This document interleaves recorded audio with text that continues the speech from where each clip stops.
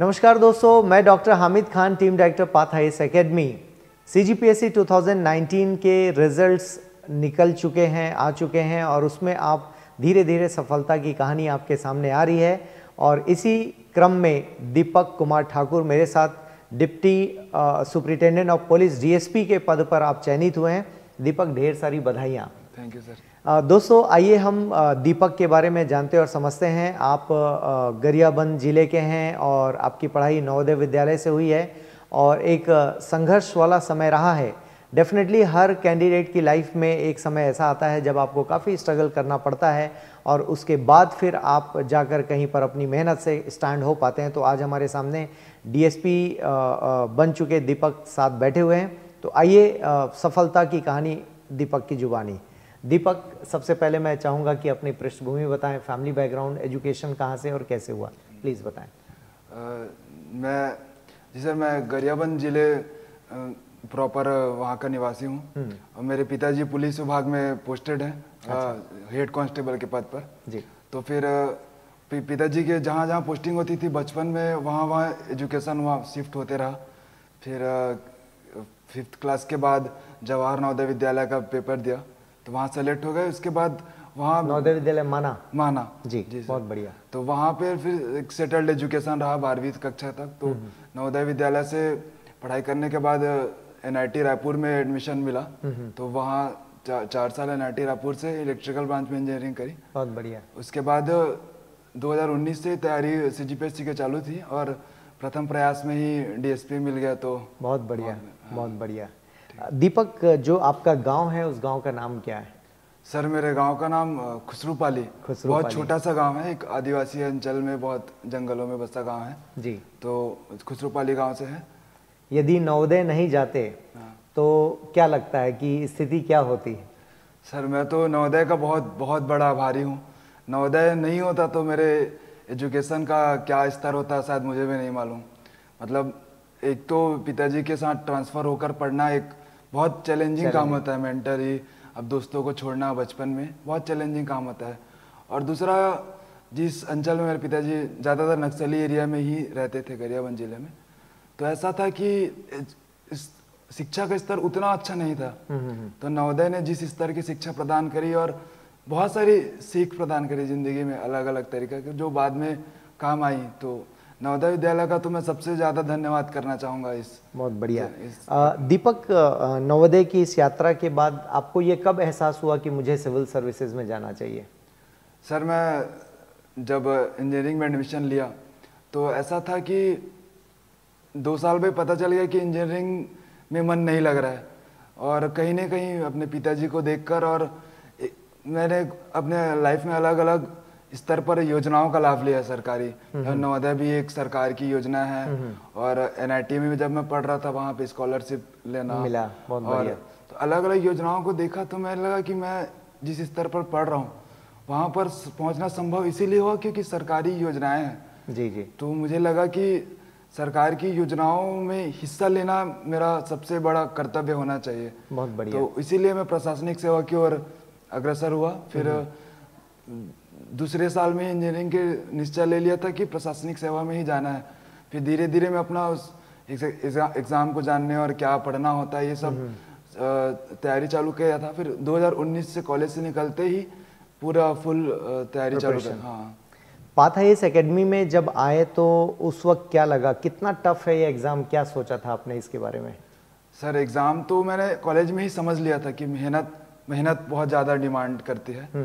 बाकी ये था कि इस एग्ज़ाम को सिर्फ मेहनत नहीं, स्मार्ट वर्क भी चाहिए। बहुत बढ़िया। स्मार्ट वर्क मतलब आपको एक गाइडेंस तो चाहिए ही चाहिए क्योंकि सिलेबस इतना वास्ट है और अब आप खुद से अगर पढ़ रहे हैं तो भटकने का चांस बहुत ज़्यादा है। तो मुझे लगा कि कोचिंग तो लेना ही चाहिए। फिर आप हमारे एलुमनी हैं तो एलुमनी मीट में आपसे मिला हुआ था तो मैं किसी कोचिंग की तरफ नहीं भटका। मुझे पता था कि कॉलेज से निकलने के बाद पाथ आईएएस ज्वाइन करना है। जी। तो फिर मैं सीधा पाथ कॉलेज जैसे ही मेरा ख़त्म हुआ मैं पाथ आईएएस आपके एकेडमी में ज्वाइन कर लिया था। बहुत बढ़िया। देखिए दोस्तों, जब भी हम बात करते हैं किसी एक जर्नी की, किसी एक स्ट्रगल की, तो दीपक ने कितनी बढ़िया बात कही कि गवर्नमेंट स्कीम्स इतनी सारी हैं और यदि हम सरकारी योजनाओं का सही तरीके से लाभ लेकर आगे बढ़ना चाहें तो मुझे लगता है कि भारत सरकार बहुत कुछ कर रही है, राज्य सरकार बहुत कुछ कर रही है और सभी अपने अपने राज्यों में कोई ना कोई गवर्नमेंट अपनी अपनी स्कीम्स चला रही हैं। आपको ये देखना है कि उन स्कीम्स तक आप पहुंच के देखिए, स्कीम्स तो बहुत सारी हैं, आपको फंड भी मिल गया, अपॉर्चुनिटी भी मिल गई, उस अपॉर्चुनिटी को आप कैसे भुनाते हैं, अपनी सफलता में कन्वर्ट कैसे करते हैं, वो दीपक से आप सीख सकते हैं। जैसा दीपक ने कहा कि बचपन में उनको नवोदय का सपोर्ट मिला, फिर एनआईटी में स्कॉलरशिप का सपोर्ट मिला, देन उसके बाद जो तैयारी करते हैं पाथेयस एकेडमी के बाद उनकी जर्नी दिल्ली में भी होती है, जहाँ पर ट्राइबल यूथ हॉस्टल जो छत्तीसगढ़ गवर्नमेंट का एक प्रोजेक्ट है और उस परियोजना के तहत आप दिल्ली जाते हैं, एक एंट्रेंस फाइट करते हैं, देन आपका चयन होता है, वहाँ के हॉस्टल में रह के पढ़ाई करते हैं। और एक जो पिछला मॉडल था अब तक ट्राइबल यूथ हॉस्टल में, वो सेल्फ स्टडी का मॉडल था और किसी पर्टिकुलर टीचर्स को, कुछ टीचर्स को बुलाकर वहाँ पर पढ़ाया जाता था। वहाँ पर मेन है आप माहौल के लिए जाते हैं, उस हॉस्टल में आपको एक एनवायरनमेंट मिलता है। दीपक, पाथ में जब आना हुआ, चलिए वो तो हमारा नेटवर्क था और नवोदय का नेटवर्क काफ़ी स्ट्रांग है इस पूरे इंडिया में, और मैं भी नवोदय विद्यालय माना से ही पढ़ा हुआ हूँ और दीपक मेरे लिए छोटे भाई हुए, एक परिवार का हिस्सा हैं। और डेफिनेटली हम लोग अलग अलग नवोदय में हर साल एल्यूमिनी मीट होता है, गवर्नमेंट का निर्देश भी और हमारी दिली इच्छा भी होती है कि हम वहाँ जाएं और अपने आने वाली पीढ़ी को मार्गदर्शन दें। बात कोचिंग की नहीं है, बात मार्गदर्शन की है, और दीपक उन छात्रों में से एक हैं जो आकर हम जैसे पास आउट हुए कैंडिडेट से मिलते हैं और अलग अलग अनुभव प्राप्त करते हैं। तो किसी भी स्कूल में या कॉलेज में अपने नेटवर्क होने का एक बड़ा बेनिफिट मिलता है, क्योंकि अक्सर होता है आप किसी भी स्कूलिंग में वो जानकारी आपको नहीं मिल पाती तो आपके सीनियर्स देते हैं, आपको पता चलता है कि कहाँ से क्या करना है। तो उस एग्ज़ाम्पल को इसलिए मैं कोट करना चाह रहा हूँ कि आप सभी जब पास हो जाएं तो ज़रूर अपने स्कूल लौटें और अपने नीचे के जितने भी जूनियर्स हैं या जूनियर क्लासेस के बच्चे हैं उनको गाइड कीजिए, मार्गदर्शन दीजिए। माननीय प्रधानमंत्री भी अक्सर यही कहते हैं कि एक एक्सपीरियंस बुक लिखी जा सकती है, अनुभव का इतिहास तैयार किया जा सकता है, और वो जब हम पीढ़ी दर पीढ़ी शेयर करते हैं तो डेफिनेटली जो पीढ़ियाँ नीचे जो आ रहे हैं, जूनियर्स आ रहे हैं, उनको इसका बेनिफिट मिलता है। चलिए हम बात करते हैं दीपक, इस पूरी परीक्षा की बात करते हैं। इस एग्ज़ाम को इंटीग्रेटेड अप्रोच में आपने देखा, तो सबसे इम्पोर्टेंट आपको क्या लगा, मुझे कहाँ से शुरू करना चाहिए, क्या आपके मन में विचार आए? सर मुझे लगता है इस एग्ज़ाम को सबसे पहले तो आपको इस एग्ज़ाम को समझना चाहिए कि प्रीलिम्स होता है, मेंस होता है। मैंने कई अपने तैयारी के दौरान ऐसे लोगों से मिला जो ये नहीं जानते कि मेंस में कितना, एक पेपर में 4 सब्जेक्ट है, 3 सब्जेक्ट है। तो सबसे पहले आप अगर तैयारी में उतर रहे हैं तो सबसे पहले आप प्रीलिम्स और मेंस के पैटर्न को समझने। दो प्रीलिम्स पेपर होते हैं, 7 मेंस के पेपर होते हैं, उनके अंदर के विषयों को समझिए। तो ये सब जब आप जान जाए उसके बाद आप अपना बेस स्ट्रॉन्ग कीजिए। बेस मतलब आप एनसीईआरटी जो बुक्स होते हैं उससे अपना पढ़ाई स्टार्ट कीजिए। उसके बाद आपका जब बेस क्लियर हो जाएगा उसके बाद आप धीरे धीरे और भी अपने ऐड ऑन कर सकते हैं सोर्सेज पे, और जो भी स्टैंडर्ड बुक्स है उसको पढ़ सकते हैं। लेकिन सबसे पहले एक बेस क्लियर होना सबसे बहुत ज़रूरी है। तो और यही है सर बस। एनसीईआरटी के क्या नोट्स बनाए आपने? एनसीईआरटी कितने राउंड में फिनिश किया, इस बारे में जानकारी दीजिए। नहीं सर, मैंने एनसीईआरटी के नोट्स तो नहीं बनाए। मैं अपना सबसे पहले जब मैं कॉलेज में था तो सबसे पहले जाके मैंने एनसीईआरटी बुक्स खरीदी, उनको बिना नोट्स के स्टडी किया, सिर्फ सब समझने के लिए कि सब्जेक्ट में है क्या।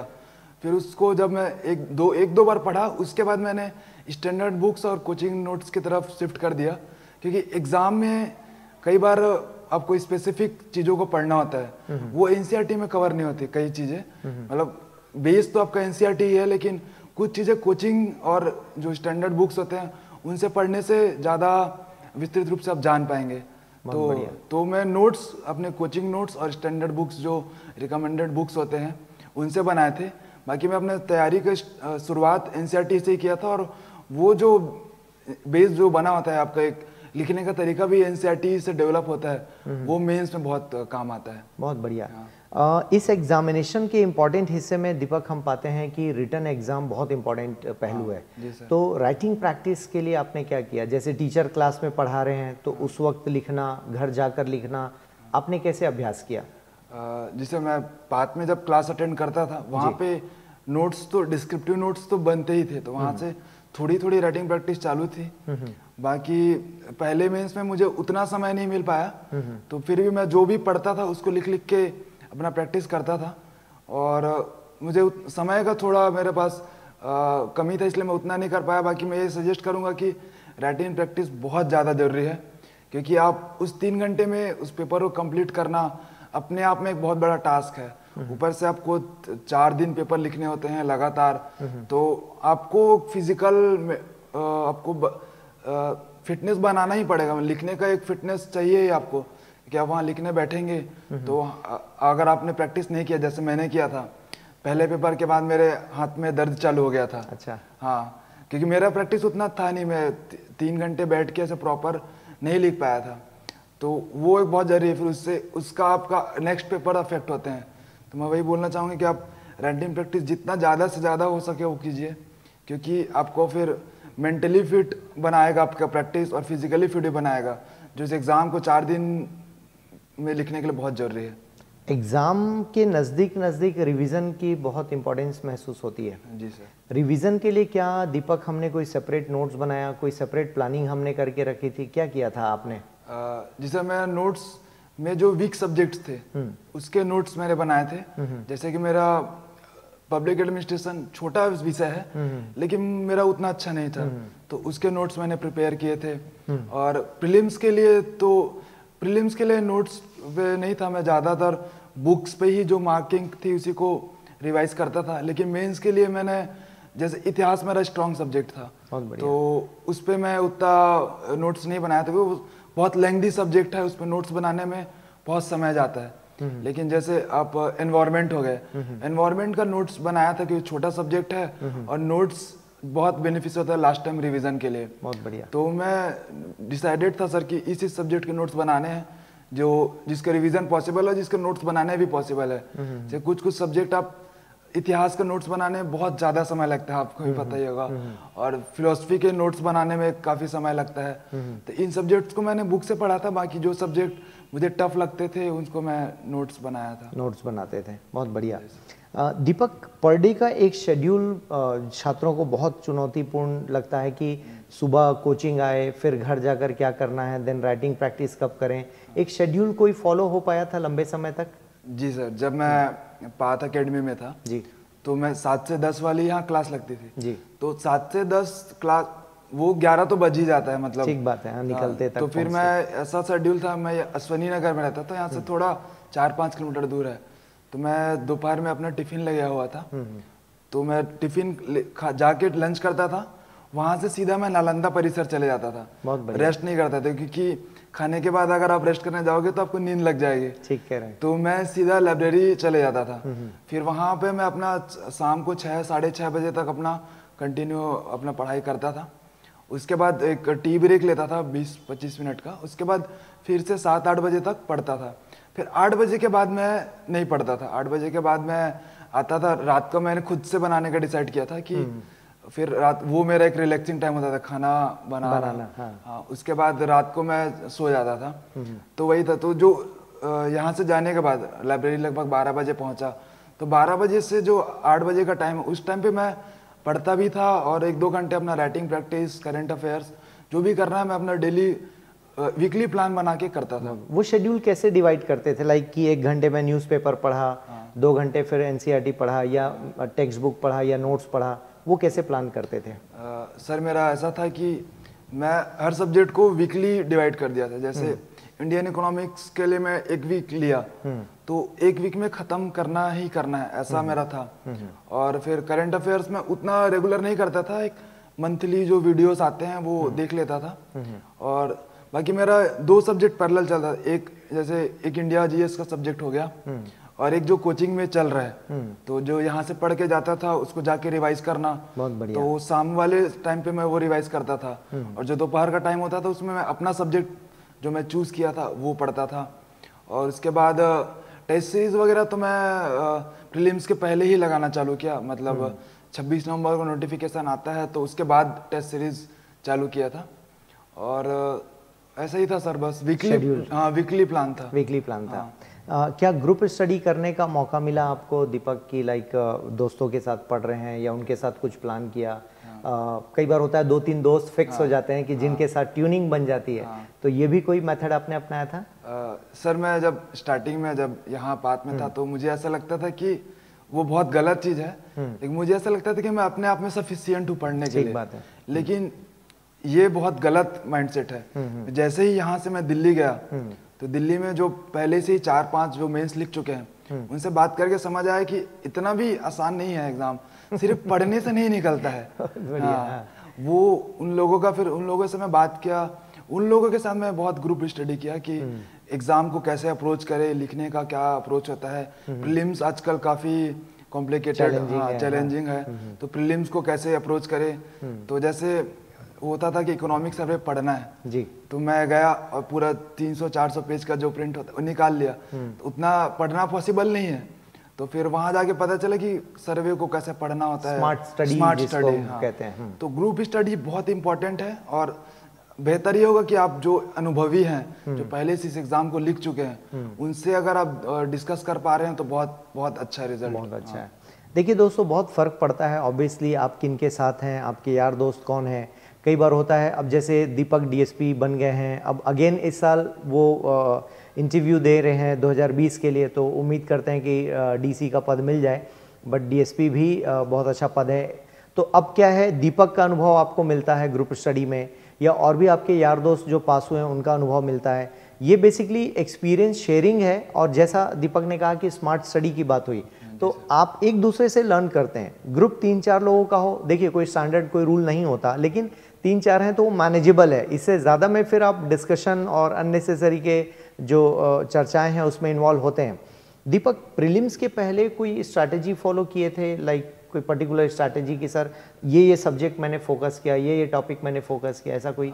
जी सर, प्रीलिम्स के लिए सबसे पहला मेरा फोकस तो छत्तीसगढ़ था जी। छत्तीसगढ़ मतलब ऐसा बहुत स्ट्रॉन्ग करना मेरा टारगेट था, क्योंकि छत्तीसगढ़ से जो सवाल आते हैं काफी सरल आते हैं। मतलब 2019 और 20 में तो मेरा ये टारगेट था कि छत्तीसगढ़ में जितने ज्यादा से ज्यादा क्वेश्चन मैं कर पाऊं, वो मेरा टारगेट था। तो सबसे पहले मैं प्रीलिम्स के पहले 26 नवंबर से पहले मैं अपना छत्तीसगढ़ का कंप्लीट कर चुका था। बहुत बढ़िया। उसके बाद इंडिया जीएस के लिए उसके लिए अलग अलग स्ट्रेटेजी मतलब डिसाइडेड था। जैसे मैं तारीख लिख के रखा था, इस तारीख तक मुझे इंडियन हिस्ट्री करना है, उसके बाद इस तारीख तक इंडियन ज्योग्राफी करना है। फिर मेरा यही था, दिसंबर तक मैंने सारा चीज पढ़ लिया। फिर जनवरी सिर्फ और सिर्फ रिवीजन के लिए दिया। तो उसमें भी मैं एक टाइम छत्तीसगढ़ पढ़ता था और एक टाइम इंडिया जीएस पढ़ता था। और सीसेट तो मेरा स्ट्रांग था, तो मैं उतना मेहनत नहीं करना पड़ा। तो मैं इंडिया जीएस और छत्तीसगढ़ में ही फोकस, और जनवरी में करंट अफेयर्स के लिए अलग से टाइम निकाला था कि करंट अफेयर्स सवाल इजी आते हैं लेकिन उनको पढ़ना होता है, रिवीजन करना बहुत इंपॉर्टेंट होता है। तो जनवरी में पूरा रिवीजन टाइम दिया था मैं, और फरवरी में तो फिर उसकी कोई सीमा नहीं है, फिर तो आप सब चीज कर ही लेते हैं। और हालांकि आप जब तक एग्जाम देने की प्लानिंग किए होंगे तो कोविड आ गया होगा उसके बाद, है ना? तो कोविड दौर में तो फिर थोड़ा समय भी मिला और स्ट्रगल भी हुआ, सभी के लिए स्ट्रगल का समय था। प्रीलिम्स की इमीडिएट बाद आपने क्या प्लान कर रखा था कि प्रीलिम्स के बाद, अमूमन जो नए छात्र हैं उनको मैं समझा दूं कि प्रीलिम्स अक्सर फरवरी में होता है और उसके बाद आपका जो मेन एग्जामिनेशन है जून में शेड्यूल्ड होता है। तो इस बीच एक अप्रॉक्स 90 दिन का समय मिलता है, 3 महीने का समय मिलता है दोस्तों। वो 3 महीने आपके लिए इंपॉर्टेंट होते हैं। सब्जेक्ट आपके अप्रॉक्स 30 सब्जेक्ट्स हैं। यदि 3 दिन भी आप देते हैं तो 90 दिन ऐसे हो गए, तो 3 दिन में आपसे पेज पलट सकते हैं। तो यदि कोई छात्र सोच रहे हो कि प्री के बाद ही हम पढ़ लेंगे, तो शायद ये बहुत गलतफहमी वाली बात होगी। तो दीपक, आपने कैसे प्लान कर रखा था कि प्री दूं उसके बाद क्या करना है? सर, मेरा प्लानिंग तो ऐसा था कि प्रीलिम्स जब आप देने जा रहे हो तब तक आपका मेंस का जो स्टडी है वो रेडी हो जाना चाहिए। बहुत बढ़िया। फिर जैसे ही आप प्रीलिम्स दे के निकलते हैं तो आपको 1-2 दिन गैप तो आप लेते ही हैं। उसके बाद आप जो पढ़े हैं उसको रिवीजन, वो जो बीच का जो समय है वो रिवीजन होना चाहिए। उस पर आप नया चीज बहुत कम पढ़िए, तो जो आपको पढ़ाई है वो प्रीलिम्स दिलाने से पहले कंप्लीट हो जाना चाहिए मेंस का। बहुत बढ़िया। तो उसके बाद ताकि आप जब प्रीलिम्स दिला के आए उसके बाद आपके पास ये लोड ना हो कि ये सब्जेक्ट फिनिश करना है, सारा सब्जेक्ट फिनिश हो जाना चाहिए। उसके बाद आप आगे रिवीजन मोड पे पढ़ाई चालू कर सकते हैं। बहुत बढ़िया। देखिए दोस्तों, इंटीग्रेटेड अप्रोच का यही एक बेनिफिट है कि जब आप प्री के पहले अपना टारगेट फिनिश करते हैं, 26 नवंबर को सरकार मतलब CGPSC वैकेंसी अनाउंस करती है, तो 26 नवंबर के पहले, जैसा दीपक भी कह रहे हैं और क्लास में हम लोग गाइड भी करते हैं, कि उसके पहले एक राउंड आपका सिलेबस फिनिश हो जाना चाहिए। ये इंपॉर्टेंट है, सो दैट आप प्री के तुरंत बाद मेंस में केवल रिवीजन करें। दीपक, इसके अलावा एक बड़ा चैलेंज जो बच्चों के सामने है कि बहुत सारे एग्जाम्स को पैरेलली वो फॉलो करते हैं। जी सर। आपकी क्या स्ट्रैटेजी रही? जी सर, ये मैं बोलना चाहूँगा कि आप 2 एग्ज़ाम कभी एक साथ प्रिपेयर बिल्कुल ही ना करें। मैं ये गलती कर चुका हूँ, क्योंकि उस टाइम जब प्रीलिम्स डिले हो गया था तो वन सेवा का जो पेपर आया था तो मैंने उसकी तैयारी करी। उसके बाद इसका मेंस हो गया, तो मुझे लगा कि अरे यार, मैं अगर वो अपना समय अपने और इम्प्रूव करने पे दिया होता तो शायद मैं डिप्टी कलेक्टर ही मिल जाता इस बार। बहुत बढ़िया। तो 2 बड़े एग्जाम की तैयारी एक साथ करना बहुत मुश्किल काम है। मतलब मैं तो सजेस्ट करूंगा कि करना ही नहीं चाहिए। अगर आप एक एग्जाम को सोच लिया तो आप उसी पे फोकस करिए और उसी पे अपना मेहनत करते रहिए। आज नहीं तो कल वो आपको रिजल्ट अच्छा देगा, लेकिन आप अपना फोकस शिफ्ट करते हैं तो ना इधर रिजल्ट आएगा ना उधर रिजल्ट आएगा। बहुत बढ़िया। हाँ। देखिए दोस्तों, ये तो रियलिटी है और दीपक ही नहीं, कई ऐसे छात्र हैं जो आपको सजेस्ट करते हुए मिलेंगे। आप में से बहुत सारे छात्र मुझसे YouTube में बातचीत करते वक्त पूछते हैं कि सर हम ACF भी दे दें, CGPSC भी दे दें, फिर बीच में सब इंस्पेक्टर है वो भी दे दें। तो एग्ज़ाम देने से आप पास नहीं करते हैं, एग्ज़ाम प्रिपेयर करके उसमें फिर आप क्या परफॉर्मेंस दे रहे हैं उसके आधार पर आपका एग्ज़ाम निकलता है।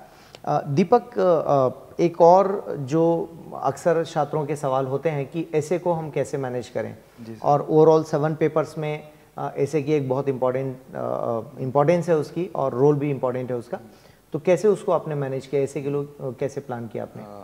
जी सर, मैं ऐसे के लिए मैं ऐसा बोलना चाहूँगा कि सबसे पहले आप CGPSC ने जो ऐसे का सिलेबस दिया है, सिलेबस मीन्स उसमें लिखा हुआ है प्रॉब्लम सॉल्यूशन, तो उसको समझिए कि आपको, और फैक्चुअल डेटा। तो CGPSC ने अपने आप जाहिर कर दिया कि किस बेसिस पे मार्क्स देंगे आपको। जो भी ऐसे मिला है उससे रिलेटेड प्रॉब्लम सॉल्यूशन और जो भी गवर्नमेंट एफर्ट्स है और फैक्चुअल जो भी डेटा है उसको देना है। तो आप उस हिसाब से तैयारी कीजिए। आप बस जाके लिखना ही बहुत गलत है। आपको ये समझना है कि CGPSC क्या डिमांड कर रहा है, तो उस हिसाब से आप ऐसे का प्रिपेयर कीजिए। और ऐसे के लिए बहुत ज़्यादा फैक्ट्स नहीं, एकदम बेसिक फैक्ट्स आप याद रखिए। सारे रिलेटेड जो भी अपने छत्तीसगढ़ में चल रहे हैं या फिर राष्ट्रीय स्तर पे चल रहे हैं, बेसिक फैक्ट्स ध्यान रखिए। और अपने आप को अवेयर रखने से मेरे ख्याल से ऐसे रेडी हो जाता है। हाँ, अगर आप अपने आप को करंट अफेयर देश दुनिया की बातों से रेडी रखते हैं तो करंट अफेयर ऐसे रेडी हो जाता है। बाकी आप लास्ट में फिनिशिंग टच तो देते ही है। मैं तो हामिद सर का फॉर्मूला अपनाया था कि इतिहास से, मतलब हिस्ट्री से जाके पूरा अभी तक बताने वाला, तो और करंट अफेयर्स और प्रॉब्लम सॉल्यूशन लेके आपका ऐसे अच्छा हो जाता है। बहुत बढ़िया। देखिए दोस्तों, होता क्या है, ऐसे राइटिंग को हम मान लेते हैं कि एक सब्जेक्ट है अलग से, लेकिन मेरा मानना है वो सब्जेक्ट नहीं है, वो डिफरेंट सब्जेक्ट का समागम है और उसको मिक्स करके आप जब तैयार करते हैं, जैसे क्लासरूम में जो टिप्स होते हैं जो आप सभी तक पहुंचाता हूं मैं, कि आप किसी भी टॉपिक के हिस्टोरिकल बैकग्राउंड में जाइए जो दीपक आपसे शेयर कर रहे थे, and till date current affairs उसका जो भी है वो अपडेट कीजिए, सो दैट वो सारी चीज़ें आप तक पहुंचती हैं एंड देन उसको आप मैनेज करके लिखते हैं। इसके अलावा कोई ऐसा पेपर जिसमें आपको लगा कि ये मुझे करना था तो और अच्छे नंबर आते, ऐसा कोई पेपर? जी सर, मैं बोलना चाहूँगा मेरा इतिहास में थोड़ा कम नंबर है, तो मैं ये बोलना चाहूँगा वो मेरे नॉलेज, वो आपका फेवरेट सब्जेक्ट मेरा उस पेपर में ये फील हुआ कि मेरे में नॉलेज तो बहुत था, जितने क्वेश्चन आए थे सारे मुझे आते थे। मैं जो अपना मिस्टेक बता रहा था वही उसका कारण है। राइटिंग प्रैक्टिस मेरा उतना अच्छा था नहीं, तो पहले दिन के पेपर का जब मैं हिस्ट्री का पेपर लिखने गया तो मैं अपना फुल 100% नहीं दे पाया। तो मैं इसीलिए सबको सजेस्ट करना चाहूँगा कि राइटिंग प्रैक्टिस जितना ज़्यादा से ज़्यादा हो सके कीजिए, क्योंकि मैं जब बाद में नंबर आए तो मैं समझ गया कि मेरे जो नंबर कटे वो सिर्फ मेरे राइटिंग प्रैक्टिस जो प्रॉपर नहीं कर पाए थे इसलिए कटे। बाकी सारे क्वेश्चन मुझे आते थे इतिहास हिस्ट्री के, लेकिन सिर्फ टाइम मैनेज नहीं कर पाए, इसीलिए मेरे नंबर कटे। तो और मैं ये बोलना चाहूँगा कि फिलॉसफी एक सब्जेक्ट है जिसमें थोड़ा गाइडेंस की आवश्यकता ज़्यादा है, क्योंकि फिलॉसफी समझना अपने आप में एक टफ टास्क है। फिलॉसफी थोड़ा जिनको इंटरेस्ट नहीं होता उन बच्चों के लिए तो और भी मुश्किल काम है। तो फिलॉसफी मैं बोलना चाहूँगा कि टीचर या फिर गाइड, एटलीस्ट एक गाइड रख लीजिए ताकि आपको अच्छे से समझ में आ जाए। दोस्तों फिलॉसफी पेपर 6 जो CGPSC का है उसमें फिलॉसफी सोशियोलॉजी को इंट्रोड्यूस किया गया है। और फिलॉसफी में एक चैलेंज ये है कि PSC ने ढेर सारा लिख दिया है कंटेंट। मतलब कई बार आपको ऐसा लगेगा UPSC के ऑप्शनल से कंटेंट उठाकर डाला है, और अमूमन मार्केट में उस तरह का कंटेंट उसको पढ़ने के लिए स्टडी मटेरियल आपको कम मिल पाता है। एनीवेज फिर भी आपको तैयारी तो करनी है। इसके अलावा जो पोर्शन पेपर 7 का है वो नया था बिल्कुल, 2 ही साल हुए इंट्रोड्यूस हुए, 18 में इंट्रोड्यूस हुआ, 18, 19, अब तो खैर 20 वाला भी पेपर हो गया है। तो वो उसके लिए कोई स्पेशल तैयारी आपने की थी? नहीं सर, स्पेशल तैयारी मतलब मैं ज़्यादातर उस पेपर के लिए इंटरनेट से ज़्यादा डिपेंडेंट था, क्योंकि अभी के टाइम पे उतना स्टडी मटेरियल उसका डेवलप नहीं हुआ है। तो मैं सारे टॉपिक्स को इंटरनेट पे जाकर उसका नोट्स बनाया था, तो वो काफ़ी काम आया। और उसमें पेपर 7 में एकदम बेसिक से ही सवाल आते हैं, बिल्कुल ठीक।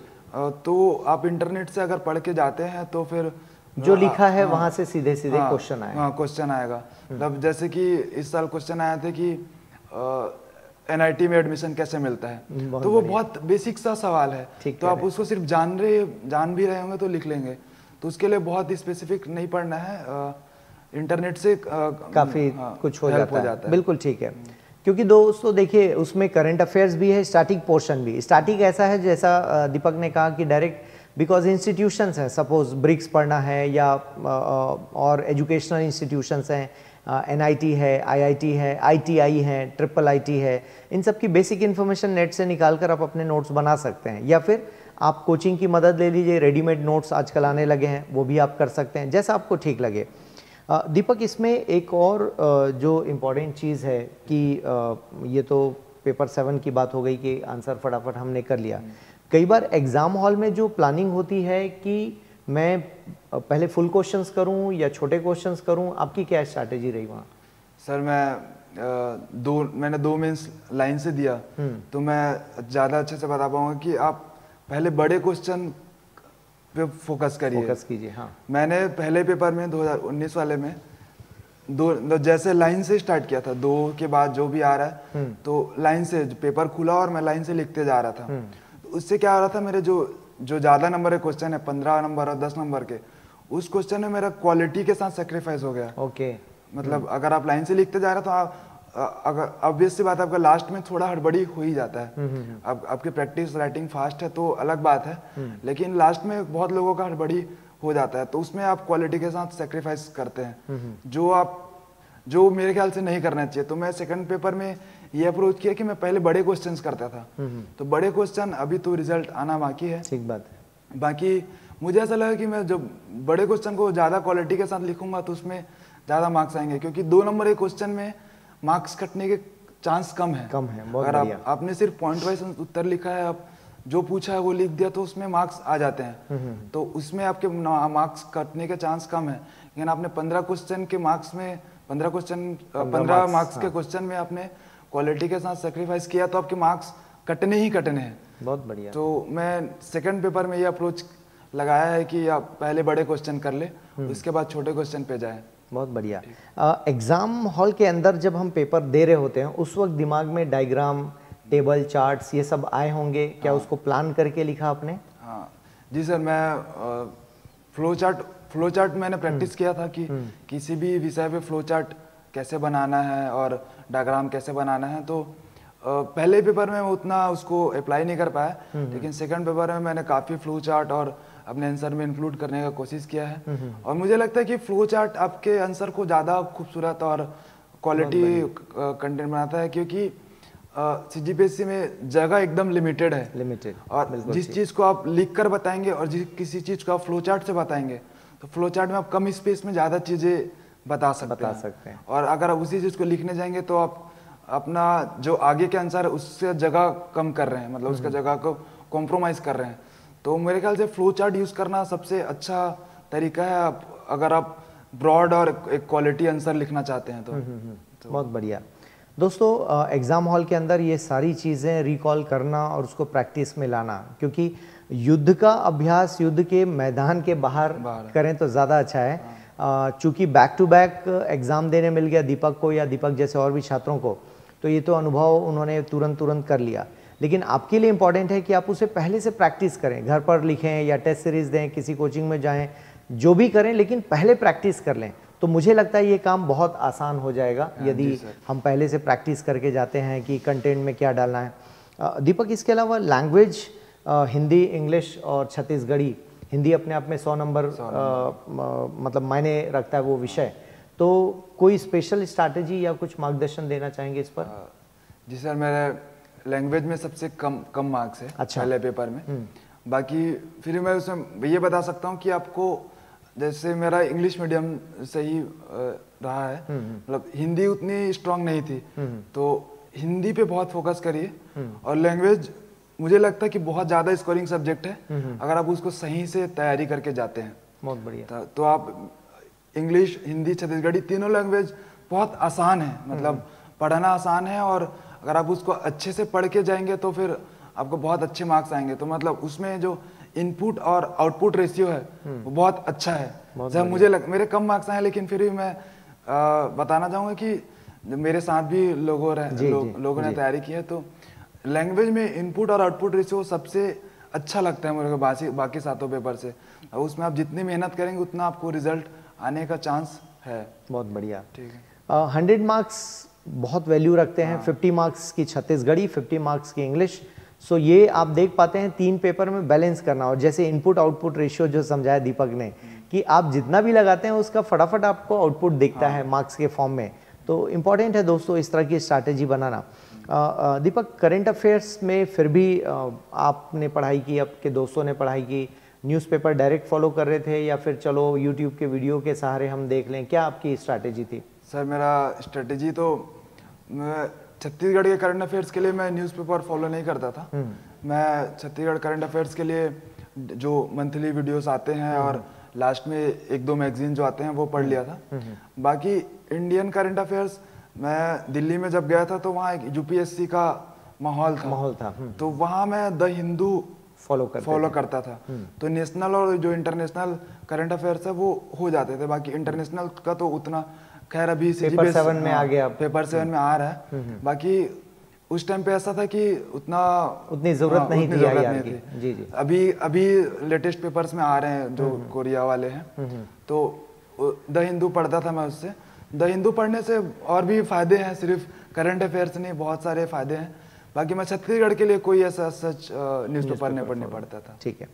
दोस्तों, यदि मीडियम आपका इंग्लिश है और पढ़ सकें तो द हिंदू आप फॉलो कीजिए, बिकॉज मैक्सिमम कंटेंट वहाँ पर आ जाता है। और जैसा दीपक ने कहा कि सिर्फ बात करंट अफेयर्स की नहीं है, एडिटोरियल के माध्यम से आप एनालिसिस भी सीखते हैं, कंट्री का व्यू, डिफरेंट लोगों का व्यू, और एक अच्छा एनालिसिस ओवरऑल आपके कमांड में है।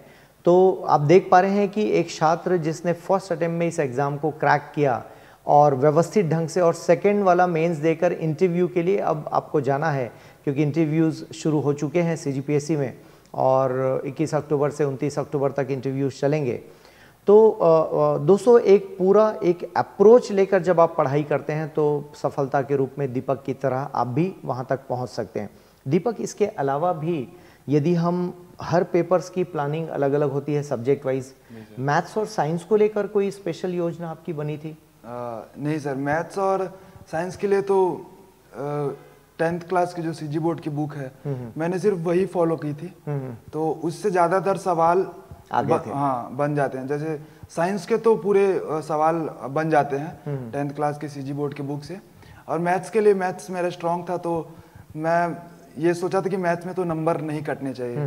तो मैथ्स 10th बोर्ड की बुक से ही की थी, लेकिन काफ़ी प्रैक्टिस की थी। मतलब उसके सारे जो एग्जाम्पल्स जो उसमें दिए रहते हैं, सॉल्व्ड, अनसॉल्व्ड, सारे क्वेश्चन बना के, और जो वैदिक गणित है वो एक नया सब्जेक्ट हो जाता है अगर आपका मैथ्स अच्छा है। फिर भी तो वैदिक गणित का मैं काफ़ी प्रैक्टिस करके गया था। तो मैथ्स पेपर में मुझे अच्छे मार्क्स मिले हैं, तो फिर वैसा अप्रोच था सर। इंजीनियर्स की बीमारी इकोनॉमिक्स। जी सर। ज़्यादातर इंजीनियर्स घबराते हैं इकोनॉमिक्स से कि इकोनॉमिक्स कैसे पढ़ना है। आपने क्या किया दीपक? सर मैं इकोनॉमिक्स के लिए मतलब जब मैं प्रीवियस ईयर का क्वेश्चन जब मैंने देखा तो ये तो समझ गया था कि बहुत ज़्यादा टफ क्वेश्चन नहीं आ रहे हैं जी। इकोनॉमिक्स से, मतलब या तो स्कीम्स आ रहे हैं या फिर आपके बेसिक्स से जो क्वेश्चन आ रहे हैं। तो मेरा स्ट्रेटेजी यही था कि मैं बेसिक्स समझ लूँ। तो उसके लिए मैंने टॉपिक वाइज टॉपिक मतलब एक बुक रखी थी, स्टैंडर्ड रमेश सिंह जो पढ़ते हैं सभी, वो बुक रखी थी। और जैसे कुछ चीज़ें समझ नहीं आती थी, ग्रॉस वैल्यू एडेड समझ नहीं, उसको यूट्यूब से या फिर किसी गाइड से, अपने टीचर से या फिर दोस्त किसी से भी मैं पूछ लेता था। इकोनॉमिक्स के मैंने प्रॉपर नोट्स बनाए थे, मतलब नोट्स बना के रखा था। और मैं पहले मेरे नोट्स मुझे मतलब अपने लिए अच्छे लगते हैं, मुझे सेकंड अटेम्प्ट में भी वही नोट्स पढ़ के गया, पहले अटेम्प्ट में वही नोट्स पढ़ के गया। और तो उसके मैंने नोट्स बनाए थे। और समझना इकोनॉमिक्स एक बार आप समझ गए उसके बाद आसान हो जाता है। बहुत बढ़िया। तो मैं स्टार्टिंग में जब उसको गया तो समझने पे बहुत मेहनत किया था कि जीडीपी, और डेफिनेशन पढ़ने से जीडीपी आसान लगता है, लेकिन जब उसको आप क्वेश्चंस करने जाए तो फिर एक कॉन्सेप्ट वाली बात रहती है। तो मैं उसका कॉन्सेप्ट बिल्कुल अपना रेडी करके रखा था। बहुत बढ़िया। दीपक, अब इंटरव्यू की ओर चलते हैं कि इंटरव्यू कैसा रहा, बोर्ड किनका था, कौन कौन से सवाल आपसे पूछे गए? अच्छा सर, मेरा इंटरव्यू में सोनवानी सर का बोर्ड था जी। तो इंटरव्यू में जब मैं गया तो सबसे पहला सवाल तो यही था कि आप इंजीनियरिंग से प्रशासनिक सेवा की ओर क्यों आ रहे हैं। तो फिर मैंने उनको अपना जो भी मैंने प्लान, ये तो एक्सपेक्टेड क्वेश्चन है, एक्सपेक्टेड, तो मैं जो भी प्लान करके गया था बताया था। मेरे से इंटरव्यू में ज़्यादा टफ क्वेश्चन नहीं पूछे थे, ज़्यादातर मैं जनजाति से हूँ तो लगभग 10 मिनट तो एक प्रोफेसर मैम थी, उन्होंने जनजाति से ही कुछ सवाल पूछे थे। जैसे मेरे गोंड जनजाति के बारे में, और मैं गरियाबंद जिले से हूँ तो वहाँ पे कमार जनजाति और भुंजिया जनजाति और जो पीबीटीजीस है उनके बारे में। तो 10 मिनट लगभग मैं जनजाति और उनके काम और उनके क्या कमियां हैं उन पे ज़्यादातर मेरे सवाल उससे थे। फिर मुझसे पूछा गया था मेरी फेवरेट योजना के बारे में तो उसके प्रोज कॉन्स सारे पूछे थे। और छत्तीसगढ़ इकोनॉमिक्स से क्वेश्चन आए थे कि छत्तीसगढ़ जो राज्य सरकार है उसके इकोनॉमिक मतलब आय के स्रोत क्या हैं और छत्तीसगढ़ में सिंचाई व्यवस्था कैसी है। और ये पूछा गया था कि किसान अपनी तरफ से क्या सहयोग दे सकते हैं सिंचाई, छत्तीसगढ़ सिंचाई व्यवस्था सुधारने में। और लास्ट में जब मेरे पैनल में डीएम अवस्थी सर बैठे थे तो उन्होंने मुझे यही पूछा था, सीधा पूछा था उन्होंने मुझे कि हम आपको डीएसपी बनाने वाले हैं। अच्छा। मतलब पता नहीं कि शायद किस्मत इत्तेफाक है। तो उन्होंने मुझे सीधा यही पूछा कि हम आपको डीएसपी बनाने वाले हैं और आपको अगर हम नक्सली जिले में भेज देते हैं तो आप किस तरीके से कार्य करेंगे। तो वो सब भी मैं प्रिपेयर करके गया था क्योंकि मैं नक्सली जिले से ही था। तो मैंने उनको समझाया कि मेरे पिताजी भी नक्सली जिले में पोस्टेड है तो मुझे उतना डर नहीं है कि कुछ हो जाएगा। और मैं बोला था कि जो भी मुझे काम दिया जाएगा वो तो मैं करूँगा ही, बस ज़्यादा सावधानी बरत कर और जो भी प्रोटोकॉल है उसको फॉलो करके ये काम करूंगा, ऐसा मैंने आंसर दिया था। बहुत बढ़िया। तो ओवरऑल एक अच्छा कन्वर्सेशन रहा। अच्छा कन्वर्सेशन। कोई ऐसी बात लगती है कि जब हम इंटरव्यू में जाते हैं कोई चीज़ ऐसा लगा कि मैं ऐसा भी पढ़ के आया होता तो और इम्प्रूव करता, कोई ऐसी फीलिंग? हाँ, जैसे मुझे ऐसा लगता है कि मैं इंटरव्यू में बहुत कुछ क्वेश्चन के लिए एब्सोल्यूट आंसर दिया था, मतलब मुझे डिस्क्रिप्टिव आंसर देना चाहिए था, ऐसा लगा। जैसे मुझे सोनवानी सर ने ही पूछा था कि समाचार जो पत्र आते हैं उसमें योजनाओं का अलग अलग सरकारी योजनाओं का गुणगान किया जाता है, तो आपकी फेवरेट योजना क्या है। तो उन्होंने जो क्वेश्चन की स्टार्टिंग की थी मैंने उसको मिस कर दिया, जो सरकारी जो गुणगान होते हैं उसको मैंने सीधा बोल दिया कि मैं जो भी मेरा योजना सोच के गया था वो बोल दिया कि ये मेरी फेवरेट स्कीम है। तो मुझे ऐसा लगता है कि वहाँ पे मुझे वो जो पहला पॉइंट था उस पर भी फोकस करना था। तो वहाँ पे मेरा गलती था, मैं जो तो बाद में समझ पाया कि मैं ये मिस्टेक किया हूँ। मैं नेक्स्ट इंटरव्यू में कोशिश करूँगा इम्प्रूव करने का। बहुत बढ़िया। कंटेंट वाइज कुछ लगा कि मैं और पहले से पढ़ा होता ये टॉपिक क्लियर करता, तो शायद और इम्प्रोवाइज करता, ऐसा कोई मुद्दा भी था? नहीं सर, मतलब कंटेंट वाइज तो फील नहीं हुआ क्योंकि ज़्यादातर सवाल रेडी थे हाँ आपके? रेडी थे और इजी क्वेश्चंस आए थे, तो उतने कंटेंट वाइज नहीं लगा। बाकी मुझे लगा कि मुझे अपने आंसर में थोड़ा और इम्प्रूवमेंट देने के तरीके में लाना चाहिए। ठीक है। तो दोस्तों आपने देखा कि एक पूरे एग्ज़ाम को प्रोसेस में देखा जाता है, समझा जाता है, तब जाके ये एग्ज़ाम आपसे क्लियर होता है। दीपक, नवोदय की लाइफ में कोई वैसे तो सारे टीचर हमारे गुरुजन बहुत इंपॉर्टेंट है, फिर भी कोई विशेष मार्गदर्शन के लिए किसी को आप मानते हैं कि हाँ उनका आभार व्यक्त करना चाहें इस वीडियो के माध्यम से? जी सर, मैं बिल्कुल, ये मौका मुझे पहली बार मिला है जी। तो मैं सबसे पहले तो पूरे नवोदय परिवार का, जो मेरे नमाना के जो सारे टीचर थे, सबका सहयोग बहुत शानदार था। मुझे बहुत इंटेलेक्चुअल रूप से डेवलप होने में सहायता मिली। बाकी आप को पता होगा नवोदय में रिमेडियल स्टूडेंट्स होते हैं। जी जी। तो मैं 8वीं कक्षा में मैं रिमेडियल स्टूडेंट हुआ करता था। अच्छा। मतलब मैथ्स मुझे बिल्कुल ही नहीं जमता था 8वीं कक्षा तक। फिर और मैं काफ़ी एवरेज स्टूडेंट था। फिर जैसे ही मैं 9th क्लास में गया तो वहाँ पे जो हेमंत चंद्राकर सर हैं, जो मैथ्स के टीचर हैं, उनके पढ़ाने के तरीके, और वो एक काफ़ी मोटिवेट भी करते थे और फोर्स भी करते। फोर्स मतलब एक आपको एक डर भी होना चाहिए टीचर का, ऐसा लगता है। तो वो जो उनका जो पढ़ाने का तरीका था वो मुझे सूट कर गया। फिर वहाँ से मैं मैथ्स मेरा इम्प्रूव हो गया, मतलब मैथमेटिक्स काफ़ी इम्प्रूव हो गया। तो मैथ्स फिर मुझे ऐसा लगे जैसे ही मेरा मैथ्स का सब्जेक्ट इम्प्रूव हुआ, बाकी सब्जेक्ट अपने आप इम्प्रूव होने लग गए। बहुत बढ़िया। उसने कॉन्फिडेंस दे दिया। तो फिर 10th में हमारे टाइम पे ग्रेड वो CGPA वाला एक सिस्टम लागू हुआ था। तो मैं 8th में मैं रिमेडियल स्टूडेंट था, 9th में मैं अबोव एवरेज आ गया था। बहुत बढ़िया। फिर 10th में मैं जाके 10 CGPA ले आया। Great great. फिर और 12th में भी मैं 92% आए मेरे। बहुत बढ़िया। तो वो जो एक पिकअप जो हेमंत चंद्राकर सर ने दिया था, वो मुझे अभी तक सपोर्ट करता है। मतलब जो मैथ्स है वो एक आपको सोचने का तरीका बता देता है। बहुत बढ़िया। और फिर 11th क्लास में मैं एक हमारे फिजिक्स टीचर थे परमानंद डंसना सर, उनका भी काफ़ी आभारी हूँ, क्योंकि 11th क्लास में मैं एक मस्ती नुमा माहौल होता है। जी जी। तो मैं काफ़ी मस्ती करता था उससे, अपने पढ़ाई में ठीक हो गया था, फिर मैं बहुत मस्ती करता था। तो जो सर ने मुझे समझाया और गाइडेंस दी कि जो भी पढ़ने का गाइडेंस है वो काफ़ी अलग अलग तरीके का वहाँ पे माहौल था, तो सर ने मुझे काफ़ी सपोर्ट किया था।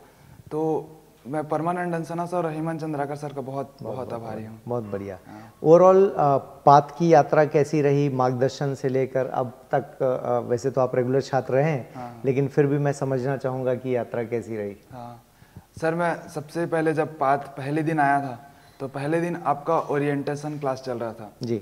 तो ओरिएंटेशन क्लास जो है वो मेरे पूरे एग्जाम तक वो काम आया। मतलब एक आपको एग्जाम जो समझना होता है वो समझ गया था मैं। और बाकी पाथ में जो प्रवीण सर है, जैसे मैं बताया हिस्ट्री मेरा फेवरेट सब्जेक्ट है, तो प्रवीण सर से बहुत मतलब लगाव था। मतलब सर को नहीं होगा, लेकिन मेरा था कि सर का क्लास तो नहीं सर, आप लोग को अभी भी याद करते हैं, सर का क्लास तो करना ही करना है। तो फिर प्रवीण सर का क्लास था और आपका क्लास मैं बिल्कुल करता था। और राम सर का जो मैथ्स क्लास था, मैथमेटिक्स के लिए, तो वो मैं बिल्कुल, मतलब काफ़ी मज़ेदार क्लास होता था राम सर का। तो पाथ से मैं सारे टीचर से मतलब लगाव था कि मैं करता था रेगुलर। पाथ का मैं कोई भी क्लास मिस नहीं करता था, मैं सारा क्लास करता था। बहुत बढ़िया। तो ओवरऑल एनवायरनमेंट कैसा था, दोस्तों के साथ कैसा आपका? आई मीन एक होता है ना कि एक अच्छा ग्रुप मिल जाए तो हम और अच्छा पढ़ पाते हैं, तो वो माहौल आपको कैसा लगा? सर मैं तो दोस्तों का जो माहौल है वो, मैं नवोदय के जो मेरे दोस्त हैं उनका भी काफ़ी सपोर्ट रहा है मेरा इस जर्नी में। मतलब फाइनेंशियली भी और मेंटली भी। जब भी मैं ऐसा लगता था कि अब नहीं हो पाएगा, जैसे कोविड आ गया उस टाइम पे, लेट हो रहा है, जल्दी करना है, तो उस टाइम पे उन्होंने काफ़ी मुझे मेंटली अपडेट किया था कि तुम अपना गोल चूज करके गए हो, इस पे लगे रहो। तो जो नवोदय के दोस्त थे और जो दिल्ली में भी दोस्त बने, उन्होंने काफ़ी मेंटली सपोर्ट किया था। और फाइनेंशियली भी, ऑफ कोर्स टाइम पे फाइनेंशियली ज़रूरत पड़ता है, तो वो सपोर्ट उनका रहा है। और जो CGPSC पढ़ने की बात है, तो दिल्ली में हम लोग का जो पहले से ऑलरेडी 4-5 साल मेंस लिख चुके थे, मैं उनसे काफ़ी गाइड लेता था कि भैया बोलता था, मेरे से बड़े थे, तो भैया इसको कैसे पढ़ूं, इसको कैसे करूं, तो उनका भी काफ़ी सपोर्ट रहा है, मार्गदर्शन मिला। बहुत बढ़िया। दोस्तों देखिए, ओवरऑल जब हम बात करते हैं किसी एग्ज़ाम की, तो ये एग्ज़ाम सिर्फ 1 दिन या 2 दिन का या 5 दिन का एग्ज़ाम नहीं होता, पूरी एक प्रक्रिया है जिससे आपको होकर गुजरना है, और देन फिर आप सफलता के उस चरम पर पहुंचते हैं और अंततः कोई पद लेकर आप निकलते हैं, और फिर उस सफलता की कहानी को आप गढ़ते हुए बाकी लोगों से शेयर करते हैं। तो इसी शेयरिंग के साथ आज दीपक के साथ हमने बातचीत की, और हम सभी शुभकामना देते हैं दीपक को पूरे पात परिवार की ओर से कि आने वाले दिनों में आप डिप्टी कलेक्टर बने और फिर से आपका ये इंटरव्यू शूट करें हम लोग। और डेफिनेट तौर पर आपने खूब मेहनत की दीपक, आज पहले प्रयास में वहाँ तक पहुँचे, और सबसे बड़ी बात आपने ईमानदारी से हर चीज़ को प्रिपेयर किया, समझा, और फैमिली का बैकग्राउंड जैसा भी हो, लेकिन आप उसको मानते हैं कि हाँ मेरी संपत्ति है, पारिवारिक पृष्ठभूमि मेरे लिए इम्पॉर्टेंट है, फिर स्कूल के शिक्षकगण आपकी मदद करते हैं, मित्रों का सहयोग मिलता है, तब जाकर आप कामयाबी का जो झंडा लेकर आप सामने खड़े होते हैं। तो दीपक, ढेर सारी बधाइयाँ और ढेर सारी शुभकामनाएँ। जाने से पहले एक छोटा सा और मैं सवाल चाहूँगा कि उसका उत्तर करें। गरियाबंद में बहुत सारे गांव हैं, आप भी एक छोटे से गांव से हैं, तो उस गांव के क्षेत्र में बहुत सारे युवा तैयारी भी कर रहे होंगे, उनको कोई संदेश देना चाहेंगे इस वीडियो के माध्यम से कि वो भी कुछ कर सकते हैं बाहर? ठीक है, आपकी स्कूलिंग नवोदय में हुई, शायद उनको उस तरह की स्कूलिंग नहीं मिल पा रही होगी, लेकिन फिर भी वो चाहें तो वो मजबूती के साथ आगे बढ़ सकते हैं। जी सर, मैं बोलना चाहूँगा कि अगर आप मेहनत करते हैं, आप लगातार लगन से जुड़े रहते हैं, सबसे पहले तो अपना लक्ष्य आप निर्धारित कर लीजिए, और लक्ष्य निर्धारित करने के समय ये ना सोचिए कि मेरी स्कूलिंग खराब है और मेरा लेवल उतना नहीं है। वो लेवल अगर आप मेहनत करेंगे तो अभी नहीं तो दूसरे अटेम्प्ट में, तीसरे में आप वो प्राप्त कर लेते हैं। तो आप बिल्कुल तैयारी कीजिए। और गरियाबंद क्षेत्र में मैं अभी खुद ही अपने गांव से मैं देखता हूं कि मैं उनको अगर बोलता हूं कि आप CGPSC करिए, तो वो नहीं आ रहा, हम लोग से नहीं हो पाएगा, ऐसा बोलते हैं। तो मैं आजकल उन लोग को, मैं अभी से ही अपना, जब मैं अभी दशहरे में गाँव गया तो मैं उनको बहुत सपोर्ट करता हूँ, मैं उनको सारी चीज़ें बताते रहता हूँ। मेरा अभी से ही मेरा मकसद है कि मैं जितना ज़्यादा लोगों को हो सके मैं बता पाऊँ, क्योंकि शहरी क्षेत्र में कहीं ना कहीं वो गाइडेंस है लेकिन वहाँ पर वो है ही नहीं, उनको पता ही नहीं है कि JEE का एग्ज़ाम होता है या फिर CGPSC का एग्ज़ाम इस तरीके से होता है। तो मैं बिल्कुल ये कोशिश करता हूँ कि उन लोगों तक ये जानकारी पहुँचा पाऊँ, और सारा चीज़ मैं उनको बताते रहता हूँ। और बस यही बोलना चाहूँगा कि आप अपने आप को कम मत आकिए, अगर आप मेहनत करेंगे और स्ट्रेटेजी के साथ करेंगे तो बिल्कुल आपको सफलता मिलेगी ही मिलेगी। बहुत बढ़िया। तो दोस्तों, इस शुभ संदेश के साथ इस बातचीत को हम समापन की ओर लेकर चलते हैं, और फिर से बहुत बहुत धन्यवाद करते हैं दीपक का। दीपक, बहुत बहुत धन्यवाद। और पात परिवार के बहुत महत्वपूर्ण सदस्य हैं आप, और इसी तरह से समाज, परिवार और देश का नाम रोशन करते रहिए। बहुत बहुत धन्यवाद। थैंक यू आप सभी का।